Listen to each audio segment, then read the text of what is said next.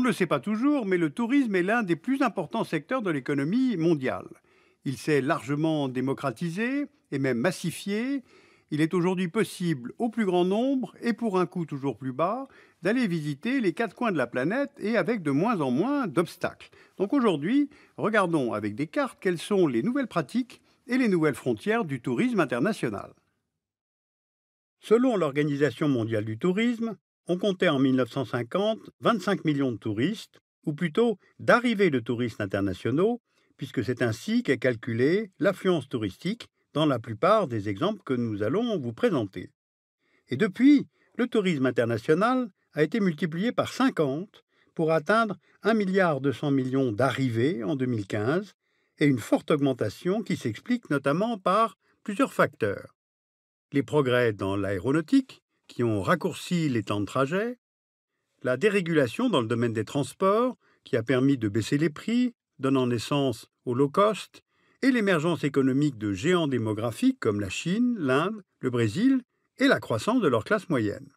En 2015, le tourisme national et international, c'est aussi un marché mondial de 2200 milliards de dollars qui emploie 110 millions de personnes, et pour un grand nombre de pays, c'est le pilier de leur économie. En France et en Allemagne, le secteur du tourisme représentait 4% du PIB en 2015. Au Cambodge, c'était 13,5% du PIB. À Macao, 35%. Et aux Maldives, 52%. Alors c'est une manne financière qui entraîne une compétition entre les États pour accueillir ces visiteurs étrangers. Il existe évidemment une très grande inégalité entre les pays. En 2014, Tuvalu a accueilli 1400 touristes et la France 84 millions. Donc face à cet enjeu économique du tourisme, quasiment tous les pays ont développé ce secteur, y compris des pays fermés au monde extérieur, comme la Corée du Nord. Le tourisme a donc conquis toute la planète, y compris des contrées beaucoup moins accessibles où les touristes sont de plus en plus nombreux, comme les déserts, au Sahara par exemple, les hauts sommets comme l'Everest, mais aussi en Arctique, en Antarctique, où entre 1990 et 2015, le nombre de touristes utilisant les croisières a été multiplié par 12. Ce phénomène dépasse même aujourd'hui notre planète, puisque le premier vol touristique dans l'espace a eu lieu en 2001, à l'initiative de l'agence spatiale russe, pour un coût estimé à 20 millions de dollars.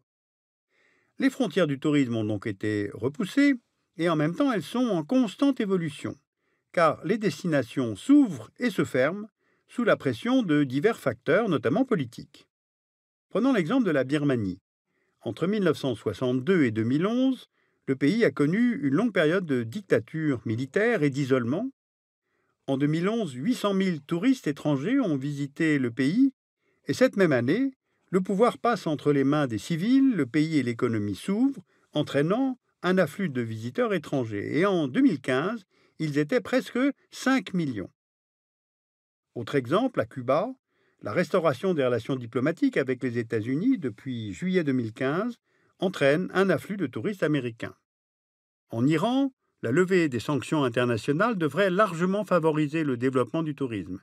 En avril 2016, Air France a rouvert sa ligne aérienne Paris-Téhéran, qui était fermée depuis 2008. Alors ces ouvertures au tourisme permettent évidemment d'améliorer l'image du pays à l'étranger et de redynamiser une économie fragilisée par l'isolement. Le tourisme, on l'a compris, c'est aussi un enjeu politique. Par exemple, la Chine interdit régulièrement l'entrée aux touristes étrangers au Tibet afin de ne pas médiatiser la situation et les revendications des Tibétains. D'autres destinations se ferment aussi pour des raisons de sécurité. Le ministère français des Affaires étrangères propose aux voyageurs un classement des destinations en fonction du risque qu'elles représentent, notamment en termes sécuritaires, sanitaires ou catastrophes. Vous voyez sur cette carte du 27 avril 2016 que pour les zones en vert, la vigilance est normale. Pour les zones en jaune, elle doit être renforcée. Les destinations en orange sont déconseillées, sauf pour raisons impératives, et par exemple au Libéria, un nouveau cas d'Ebola a été détecté en avril 2016. Au Népal, un puissant séisme a détruit en 2015 une partie du patrimoine et fragilisé les infrastructures et l'écosystème. Le risque de réplique étant toujours présent au Népal, il est donc déconseillé de se rendre dans certaines parties de ce pays.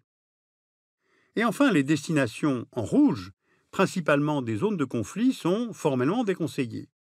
En Syrie, au Mali, la couleur rouge est justifiée par les conflits en cours, évidemment, et dans ces pays qui étaient connus pour leur patrimoine exceptionnel, le tourisme était une activité économique importante il y a encore assez peu de temps. Il y a aussi une menace qui touche les pays coloriés en rouge, en orange et même en vert, c'est le terrorisme, qui est devenu une préoccupation majeure du secteur, d'autant plus qu'il vise de plus en plus fréquemment des lieux touristiques. Prenons le cas de la Tunisie. Vous voyez ici le nombre de touristes étrangers accueillis chaque année dans ce pays depuis 2009. Eh bien, on constate deux baisses sur cette courbe.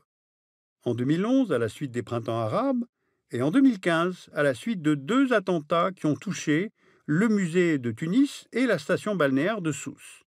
Pour le pays, cela représente une perte par rapport à 2014 de 700 000 touristes étrangers et de 1,2 milliard de dinars de recettes touristiques environ.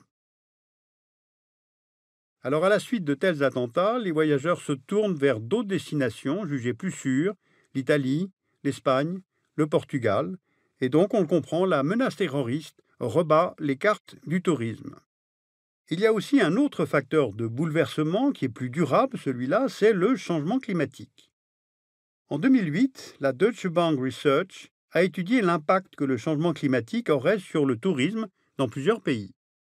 Voici ceux où l'impact est négatif, du fait notamment de la hausse du niveau des mers et des océans, comme aux Maldives, du réchauffement, la désertification, comme au sud de la Méditerranée, où l'extrême chaleur va dissuader les touristes, de la dégradation de la faune et de la flore qui touchera la grande barrière de corail en Australie, ou encore de la fonte des glaciers et de la neige, comme en Europe centrale. Et à l'inverse, selon Deutsche Bank, le changement climatique aura un impact positif sur l'industrie touristique dans les pays du Nord, du fait de la hausse des températures. Par exemple, en Arctique, où le réchauffement peut permettre l'ouverture de nouvelles routes maritimes pour les bateaux de croisière.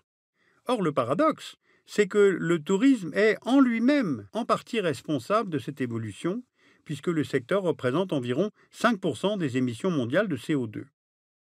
Et entre 2005 et 2035, elle devrait augmenter de 130%. Et puis il faut compter aussi sur les autres formes de dégradation générées par l'affluence touristique. Dégradation sur l'environnement, destruction de la biodiversité, épuisement des ressources hydriques, déchets, érosion des littoraux et j'en passe. Sur l'Everest, par exemple, l'afflux de touristes entraîne l'abandon de dizaines de tonnes de déchets dans un lieu qui était jusqu'à présent évidemment très préservé. Dégradation aussi sur les populations locales. Déplacement de population pour la construction d'infrastructures, hausse des loyers, développement de l'économie illégale, notamment comme la prostitution. Alors face à ces dégradations, de nouvelles formes de tourisme moins destructrices et plus respectueuses émergent. Le tourisme durable est soucieux d'assurer la pérennité des structures naturelles et sociales du lieu visité. Par exemple, le Costa Rica, qui abrite une biodiversité exceptionnelle, s'est lancé à partir des années 80 dans l'écotourisme, avec la création de nombreuses zones protégées, des parcs nationaux, des zones biologiques, des réserves naturelles, qui recouvrent aujourd'hui 25% du territoire. La création d'un label attribué aux entreprises qui respectent les exigences du tourisme durable, comme par exemple les éco-lodges. Alors c'est une politique qui a permis au Costa Rica de capitaliser sur son environnement, d'attirer de plus en plus de touristes et de voir une augmentation des revenus des populations locales vivant près de ces zones protégées. Mais ce qui se cache aussi derrière le tourisme durable, c'est la diversification des pratiques touristiques, dont certaines s'éloignent du tourisme classique, caractérisé par la découverte d'un pays ou la recherche d'un autre environnement. Car il y a en effet le tourisme médical, qui consiste à voyager pour se faire soigner à l'étranger et dont les destinations traditionnelles sont l'Amérique du Nord et l'Europe. Or, depuis plusieurs années, d'autres pays se spécialisent dans certains actes chirurgicaux, comme Singapour et la transplantation du foie, ou bien la Thaïlande et la chirurgie cardiaque. Eh bien, le nombre de touristes médicaux serait ainsi passé de 7,5 millions en 2007 à 16 millions en 2012, ce qui s'explique notamment par le coût élevé de certaines opérations dans les pays de l'OCDE. Alors que peut-on retenir de cette synthèse? Les frontières du tourisme sont de plus en plus floues à mesure que ce secteur fusionne avec des voyages touristiques liés à la santé, aux affaires, au sport ou même à la religion. Ensuite, les frontières du tourisme ne sont plus tellement liées à l'éloignement géographique par rapport à un point de départ. Non, les destinations inaccessibles sont celles où il y a conflit, terrorisme, catastrophe, isolement diplomatique. Donc les frontières du tourisme sont devenues très politiques. Et puis enfin, à terme, elles seront déterminées par le changement climatique et par les pollutions. Donc il faut envisager le voyage autrement que comme un simple objet de consommation, car les pratiques de ce secteur économique font disparaître justement les richesses et les patrimoines qui sont censés le faire vivre. Alors sur ce secteur d'activité, vous pouvez lire Le tourisme, lecture géographique de la documentation photographique. C'est édité par la documentation française. Vous pouvez aller sur le site internet de l'Organisation mondiale du tourisme, l'OMT. On y trouve plein de données sur le tourisme, des publications sur le changement climatique, le lien entre tourisme et développement, les questions éthiques. Et puis naturellement, je vous conseille de lire et relire et re-relire Nicolas Bouvier en édition de poche et notamment L'éternel et merveilleux usage du monde.